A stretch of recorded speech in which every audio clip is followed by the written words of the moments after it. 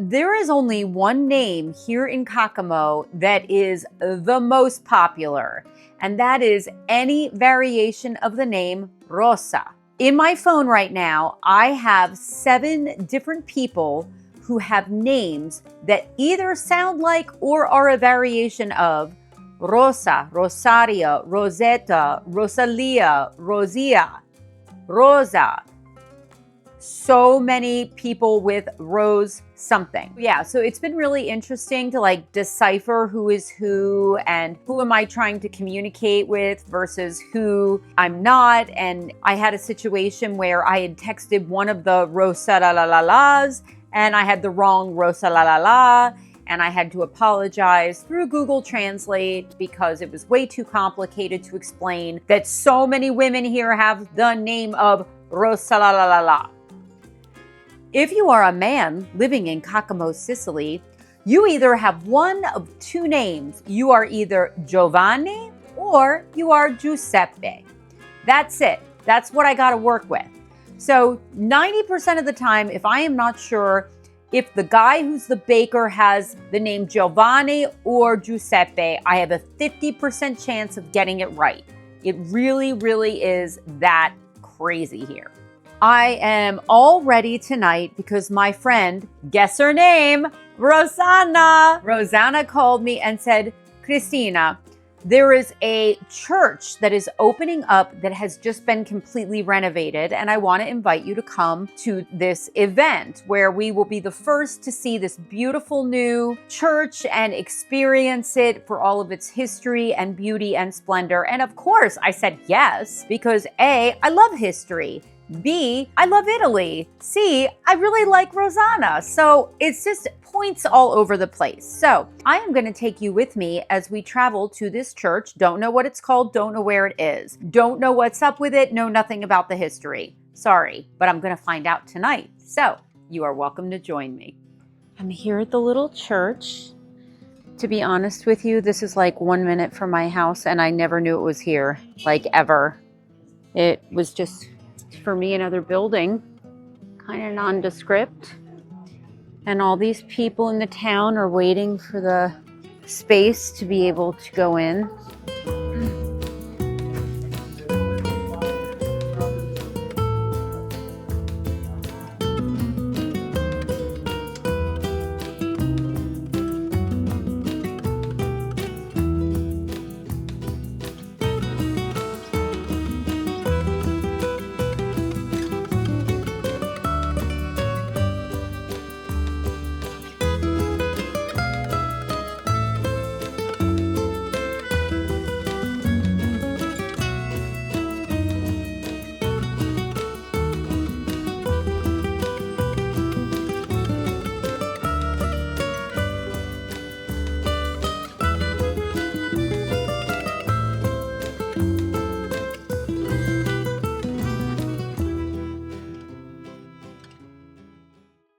So I got my residency yesterday. This means that I am in the second major step of 3 steps at getting my dual citizenship as an Italian and an American.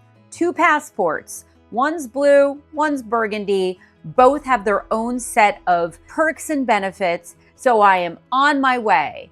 But let me tell you about the first 2 steps. Now, a little full disclosure here. It is not as easy as I just made that sound. Oh, there's 3 steps, and you can just go through those 3 steps. I have been to the City Hall 12 times in the last 2 months for a variety of reasons. I have been to the Questura, which is in Termini Imerse, where I have to take the bus, and that has been also maybe 6 times. I've been at several other government offices, so it's safe to say on a regular basis, I sit in a plastic chair in some government office, and the goal is always 3 steps.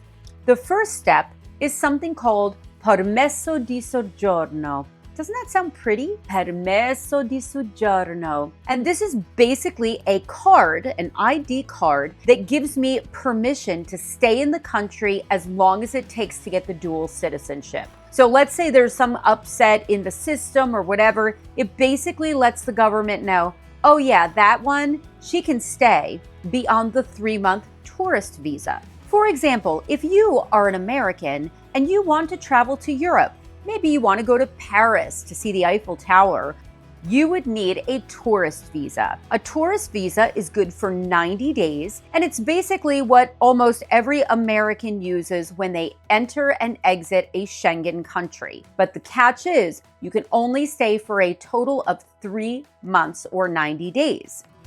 The Permesso di Soggiorno allows me to stay in Italy longer than the 3 months with permission of the government until I finish my end goal. So, check mark on that. The second thing I need is something called Residency. This is a different card. So, lots of plastic cards going on here.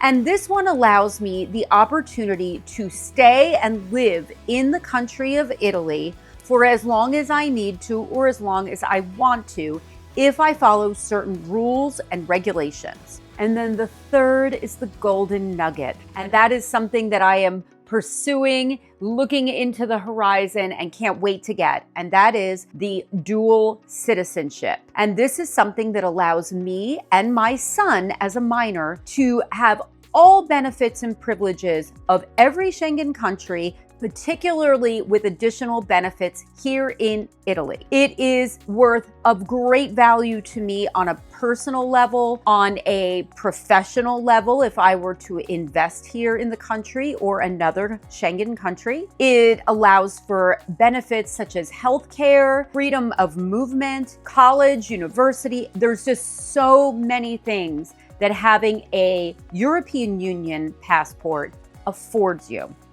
I have 2 of the 3 checked off of my list, and I couldn't be happier. So now it's a waiting game. I am just waiting for the powers that be to contact me so that I can get my plastic card. Right now I have a little paper flimsy card for both of those actions, but I am looking forward to getting the plastic one that is strong and sturdy, just like what it represents. So that'll be next. And then finally, my dossier will be processed by the comune or the city hall of the town I live in. I will be, God willing, getting my dual citizenship. There are many, many things that can work for you and against you in this process.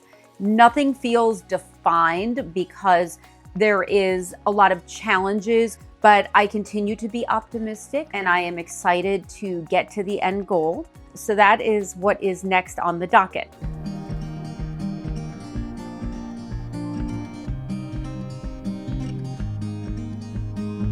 I'm living in a mountainous village in Sicily, and pretty much everything that is available here, for the most part, is locally produced, whether it be Carorata wine, whether it be Granata cheese, or a wonderful baked good.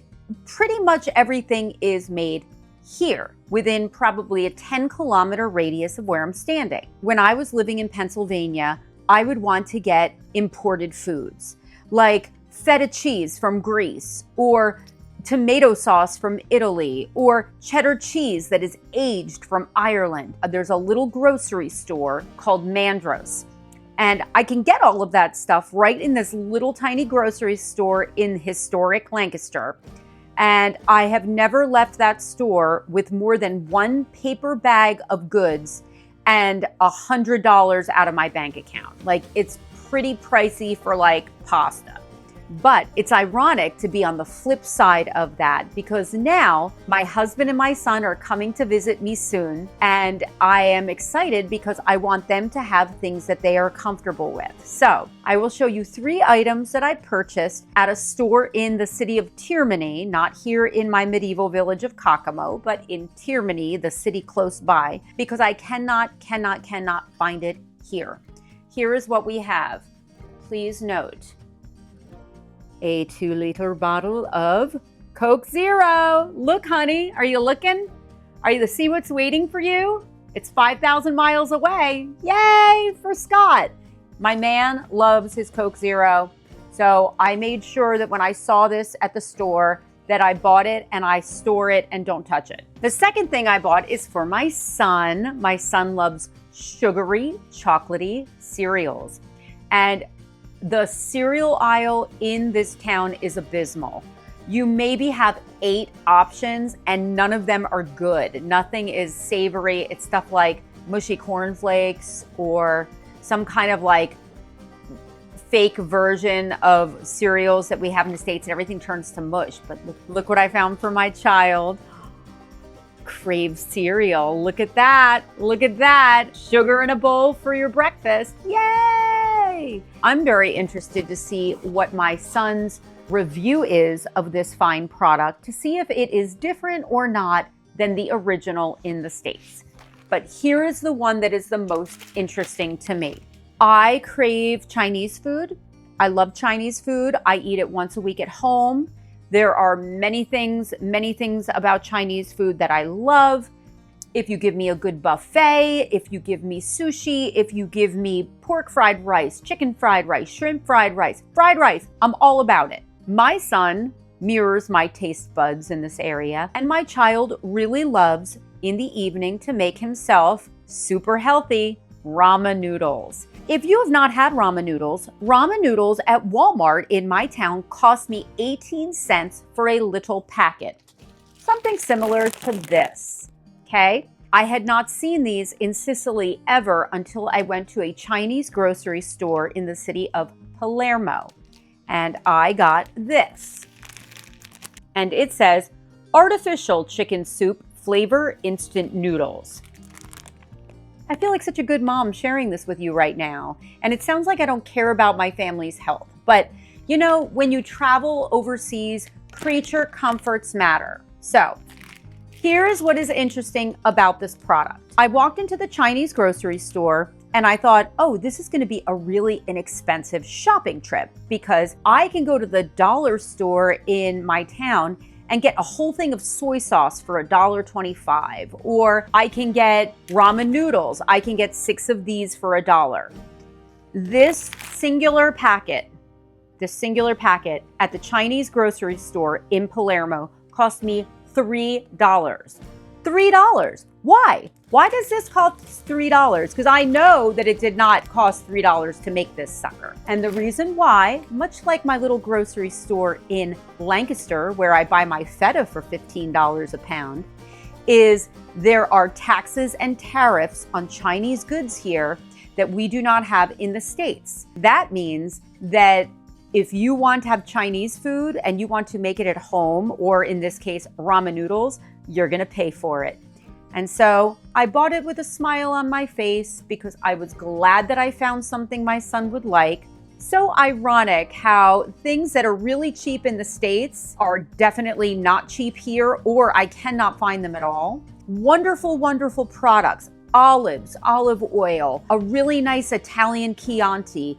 All of these things are almost nothing to buy here in Sicily. It kind of makes sense from an economic standpoint, but when you're actually living it, it kind of hits different.